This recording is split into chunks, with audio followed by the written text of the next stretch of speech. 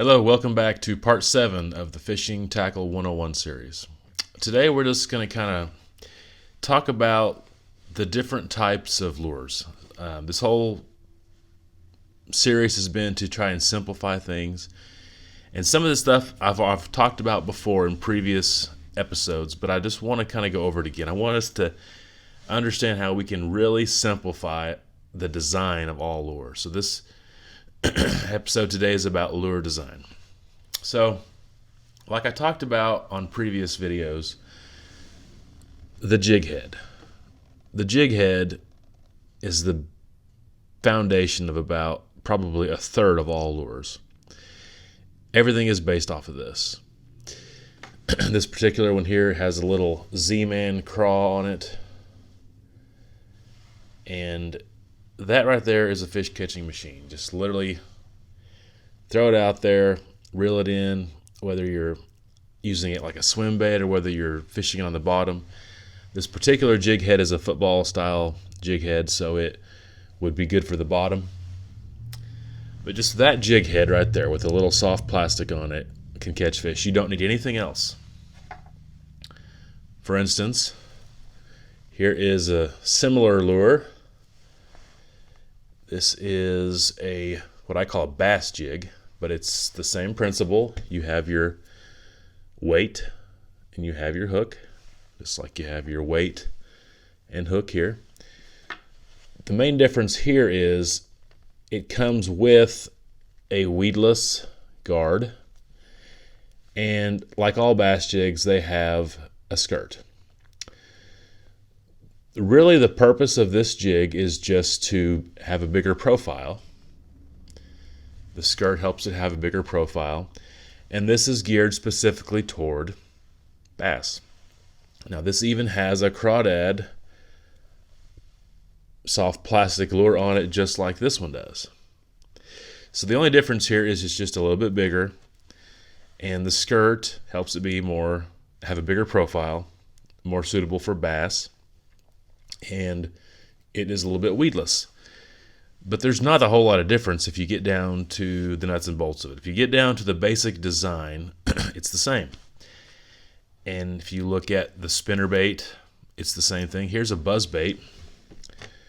Same thing. Got the weight, got the hook, the skirt. All spinnerbaits will have a skirt. You could take the skirt off. You could just have some type of soft plastic only. A lot of people nowadays are using a buzzbait and they take the skirt off and they put a towed soft plastic on the back. But it's the same basic design. The main difference obviously is the blade. And if you think about it, based just from this, just your jig head, you have the whole spinnerbait family, including buzzbaits. You have the entire bass jig family, whether you're talking about your football jigs, your flipping jigs, your swim jigs, it's all the same. Even if you're talking about a chatterbait, like this one right here, this chatterbait's kind of a hybrid. It has basically, it has your weight and your hook. It's not weedless, but it does have a blade, but it's not made to spin. It's made to, obviously, chatter. It's made to cause commotion and rattle. But once again, soft plastic, skirt. So whether you're talking about bladed jigs, whether you're talking about spinners, whether it's a spinnerbait, a buzzbait, if it's an underspin, which we use on swim baits a lot, if it's a beetle spin type, it's basically just a jig head with a soft plastic or a skirt or both, and then it just has a spinner or some type of blade to cause a commotion. Like we've talked about before, it's an amplifier. These amplifiers are mainly for sound and water disturbance. A spinner is mainly an amplifier for sight, so that it reflects sun. The skirts are amplifiers to add realism to the look. Also, it just creates a bigger profile. But all that extra stuff is just stuff added to this. And there's just so many lures based off of that concept. There are a few, a little bit of things that vary a little bit, like an inline spinner, for instance, has a treble hook, which you've noticed all these lures that I've showed you have not had treble hooks. A Jig Head almost never has a treble hook, or any lure based off the Jig Head design doesn't have a treble hook, but an inline spinner does. But generally speaking, all these lures are based off the same design, that right there. And at its simplest design, you can fish this without anything and it's going to work. But depending on if you're going for more for bass specifically, or if you're using top water, or if you're just wanting to cause commotion and make your lure vibrate, whatever the case, you're just adding something to that basic design, okay? But it's all the same family. The spinnerbait is its own family, really, or any kind of spinning jig. Let's just call that spinning jig, whether you're talking about inline spinner, underspin, spinnerbait, buzzbait. It's all just a spinning jig, just a spin jig, okay? Or the entire bass jig family, like I said, any one of those that I mentioned, the swim jig, the football jig, etc. It's all based off the jig. So that's my favorite way of fishing. You can get any kind of soft plastic you want, in any color you want, with any design, enhancement, or amplifier you want. So what's some other types of lure design? Well, the first one that's going to come to mind that is just 100% different, okay, is a hardbait. So this is not in that family. This has no links to it whatsoever. This basically is its own thing. Now, this is particularly when it's a crankbait. The hardbait family, and this is going to sound crazy, but they're not all actually hard. They could be soft, but they're a solid body.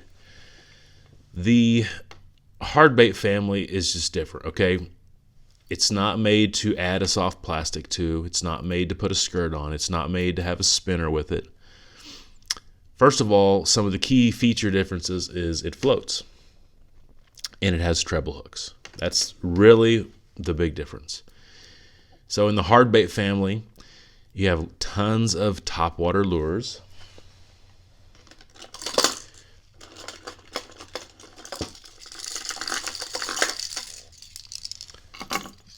For instance, you have this Zara spook that's actually double bladed, very similar to a devil horse, a Smithwick devil horse, but it's a hard bait, treble hooks. What's the difference in these two? The main design difference is one's made for top water, one dives, okay? But they both float, and almost all of your hard baits are going to float. And almost all of them will have a treble hook. That's just a design that they've put into them. Your crankbait family, of course, is floating, but as soon as you start to crank it, it dives down to different depths. There's deep diving crankbaits, there's square build, shallower style crankbaits. So the treble hook is totally different design, and the floating aspect of it is designed. All your jig heads do not float. That's a weight. The whole point of it is the lead head, the weighted part of it is going to cause it to sink. Even if it's for top water like a buzzbait, unless you're reeling it in quickly, it's going to sink to the bottom. There are a whole nother category, which I'm not going to talk about today, but that would be finesse fishing, okay? So, especially worm fishing. You've got your Carolina rig, which basically, instead of having your weight and hook as one piece, you're going to have a hook over here and a sinker over here, and you're going to be dragging it along the bottom. It's going to be separated. Texas rig's going to have a sliding bullet sinker on the line. You have drop shot, and I could just go on and on and on. You can hook up your worm wacky rig and actually not use a weight at all. So finesse fishing, basically you're just slow. You're just slowly fishing, trying to possibly get a reaction bite from a more lethargic bass.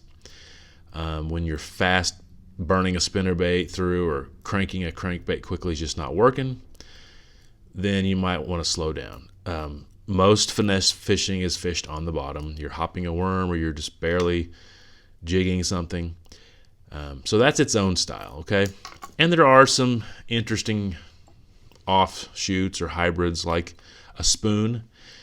I don't fish spoons. I don't even have one to show you, but this is in that spoon family. It's the shape of a fish, has a bigger head.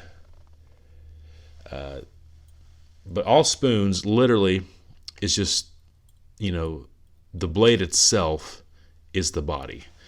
So the spoon itself is all metal. The lure itself is the weight, and then they're going to have treble hooks for the most part. But basically speaking, you can get down to those lure designs.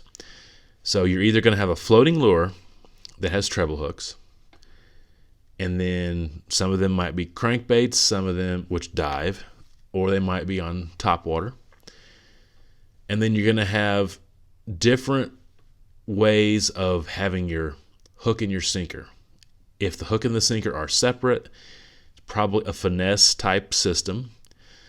Whether it's drop shot, whether it's Texas rig, whether it's Carolina rig, probably fishing some type of creature bait or specifically a worm on the bottom. But then when the lead head or the jig head the weight and the hook are together, it's the jig. And like I said, your spinnerbaits, your chatterbaits, your bass jigs, all that is a spin-off of that one lure design. So hopefully this is just a short video. I just want you guys to see how it's not quite as complicated as it appears to be when you just break it down and you look at the design of the fishing lures. And then just figure out what you're trying to catch. What kind of what kind of game fish am I trying to catch? What am I looking to do? What are the conditions? What is the area I'm going to be fishing? And just make a decision based off that. But lure design is really not that complicated. There's a million variations on just a few basic designs. So hopefully this has been at least interesting for you. Take care.